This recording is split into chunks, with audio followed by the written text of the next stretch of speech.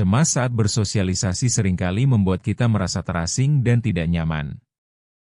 Kenapa rasa cemas itu muncul dan bagaimana kita bisa mengatasinya? Selamat datang di Ruang Tumbuh. Chapter 1, Mengapa cemas saat bertemu orang baru? Kamu pernah merasa cemas saat akan bertemu orang baru? Itu adalah hal yang sangat umum. Rasa cemas ini bisa disebabkan oleh berbagai faktor, seperti rasa takut akan penilaian orang lain, khawatir tidak bisa berbicara dengan lancar, atau bahkan ketakutan bahwa kita akan terlihat bodoh. Situasi sosial seringkali menuntut kita untuk tampil baik di depan orang lain. Nah, ini yang bikin kita merasa tertekan. Misalnya, saat berada di sebuah acara yang dihadiri banyak orang, banyak hal yang kita pikirkan sebelum memasuki ruangan itu. Pikirkan sejenak, apakah kamu sering mencari cara untuk menghindari interaksi? Ketika cemas, kita cenderung menarik diri, berpikir bahwa lebih baik sendirian daripada menghadapi situasi yang bikin tidak nyaman. Jika kita terus-menerus merasa seperti ini, bisa jadi kita jadi semakin menghindar.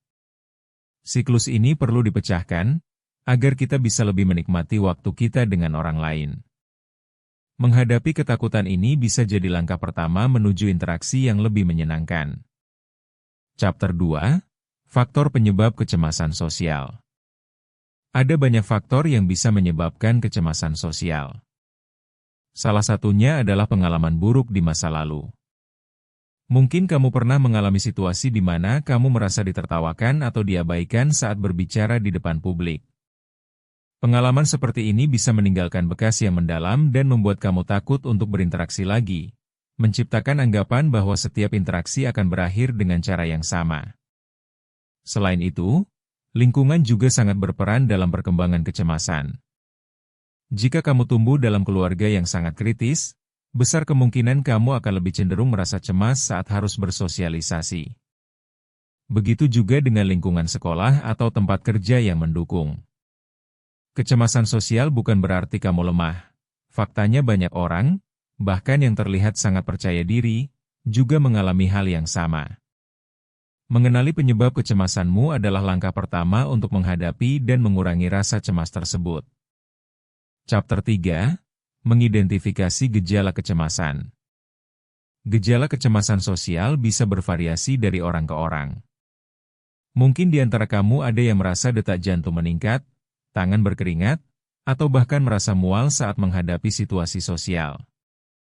Ketika kamu harus berbicara di depan orang lain, kamu mungkin merasa seperti semua mata tertuju padamu, dan ini dapat meningkatkan rasa tidak nyaman. Rasanya seperti berada dalam sorotan yang tidak diinginkan, membuatmu merasa sangat cemas.